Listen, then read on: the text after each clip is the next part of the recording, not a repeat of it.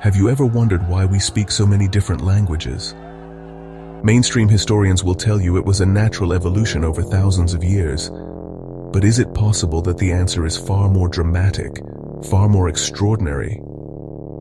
Ancient texts from around the world, including the Bible, speak of a time when all of humanity was united, speaking a single language and working together. They describe a monumental event that shattered this unity forever.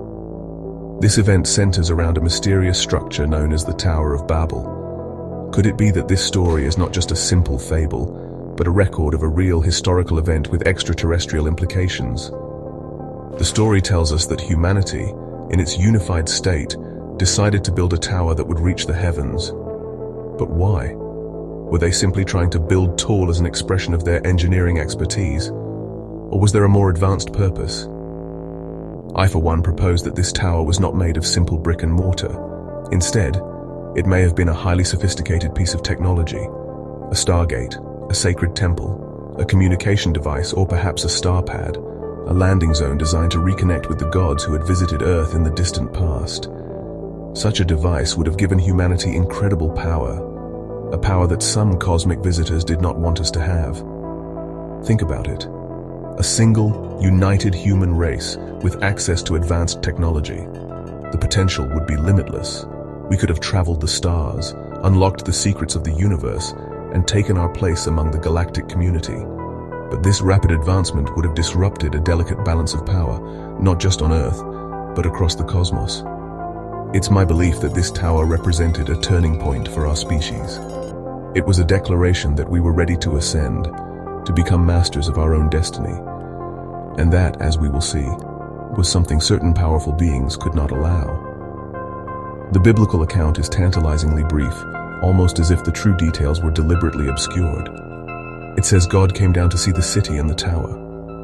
Why would an all-knowing, omnipresent being need to come down? Is it possible that this is a description of a physical event, a visitation? Perhaps this wasn't about a deity fearing human arrogance, but about one faction of extraterrestrial beings intervening to stop a plan set in motion by another. The Tower of Babel might not be a story about punishing humanity, but about a conflict between cosmic forces fought right here on our planet. To understand what truly happened at Babel, we must look at the key players involved. Ancient texts are filled with stories of powerful beings who came from the sky. The Sumerians called them the Anunnaki. These were not mythical gods. They were flesh and blood beings with superior technology, and they had their own agendas. Within this group, there were factions with very different ideas about how to manage humanity. On one side, you had figures like Marduk, a powerful leader who saw humanity as a resource to be controlled, a workforce to serve the Anunnaki Empire. He wanted to keep humanity united, but under his thumb. Opposing this were other groups, like the one led by the being known as Thoth. Some mystics have connected these groups to what are sometimes called the guardian races, or even illuminated groups, not in a modern demonic sense nor understanding, rather in the sense of being light bringers who wanted to give humanity knowledge and free will. They believed that humanity deserved the chance to develop on its own, to be sovereign. This faction saw Marduk's plan for a unified, controlled human race as a form of slavery. They argued that true growth could only come from diversity, from struggle, and from the freedom to choose one's own path. The conflict came to a head at Babylon. Marduk and his followers were encouraging the construction of the tower, seeing it as the ultimate tool of centralized control. Imagine a single communications grid, a single power source, all managed by one leader. It would have been the perfect system for dominating an entire planet. The Guardians and their allies saw this as an unacceptable future for a promising young species. They knew that if Marduk succeeded, humanity's potential for spiritual and technological freedom would be extinguished forever. A decision had to be made, and a direct confrontation was brewing. This wasn't a simple argument. It was a cosmic ideological war. On the one side, you have order, unity, and control. On the other, you have freedom, diversity, and perhaps chaos. The Hebrews, a people who cherished their freedom and their unique relationship with their own divine protector, found themselves caught in the middle of this epic struggle. Their traditions speak of resisting the powerful empires and their false gods. Could it be that their stories are a direct reflection of their ancestors' alignment with the Guardian factions who sought to liberate humanity from Anunnaki control? It is a distinct possibility. Why was Babylon so important? Why did this specific city become the focal point for such a monumental conflict? The answer, I believe, lies beneath the ground. For I do not merely propose, rather stating knowingly, certain locations on Earth are more significant than others. These are places where the planet's natural energy lines, or ley lines, intersect. These intersections create powerful energy vortexes. Babylon, it is argued, was situated on one of the most powerful vortexes on the entire planet. It was in essence a natural stargate location, a place where the veil between our world and other dimensions was exceptionally thin. Controlling Babylon, therefore, meant controlling the primary access point to and from the planet. Marduk knew this. By building his tower on this sacred and powerful ground, he wasn't just building a monument. He was seizing control of Earth's most important piece of cosmic real estate. The tower would act as an amplifier, harnessing the vortex's energy to power his technology and solidify his rule. It was a strategic move of galactic proportions.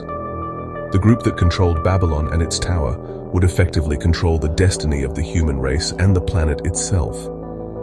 It was the ultimate prize in a high-stakes game. The Guardians and their allies understood the threat perfectly. Allowing Marduk to complete his project would be catastrophic. They had to intervene, but a full-scale war in the skies above Earth would have devastated the planet and the very people they sought to protect. A more subtle, more ingenious solution was required.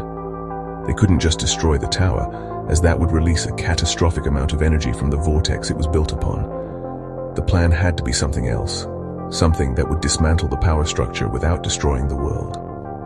The solution was as brilliant as it was profound. The key to Marduk's power was unity, a single language, a single culture, a single purpose, all directed by him. The Guardians realized that to break his control, they had to break the unity. They needed to decentralize humanity. The plan was to reprogram the human race itself. It was a daring and desperate move, a last-ditch effort to prevent total domination.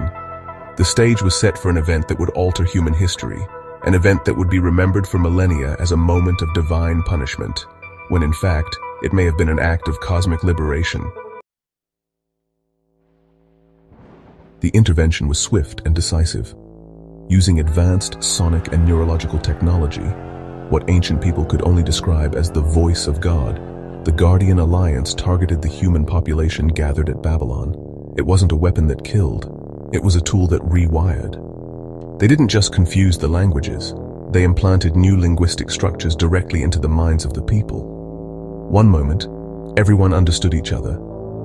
The next, they were speaking dozens of different fully formed languages. The shared consciousness that had bound them together was shattered in an instant. The project came to a grinding halt, but the intervention went even deeper. To ensure that humanity would not be easily unified and controlled again, the Guardians also wiped certain memories. The knowledge of humanity's true cosmic origins, the history of the Anunnaki, and the advanced science behind the tower were selectively erased from our collective consciousness. We were left with fragmented myths, allegorical stories, and a deep, instinctual sense of loss. We were scattered across the globe, forced to develop our own unique cultures, our own traditions, and our own ways of understanding the universe. Marduk's plan for a monolithic world empire was thwarted. This incredible story of extraterrestrial conflict is, I propose, the true event behind the biblical story of the Tower of Babel. The Bible says, "Let us go down, and there confound their language, that they may not understand one another's speech." Who is the Yus? Mainstream religion says it refers to the Trinity. But could it be a literal reference to the Guardian Alliance descending to Earth to carry out their plan? The scattering of the people, the sudden appearance of new languages, it all matches the biblical narrative perfectly.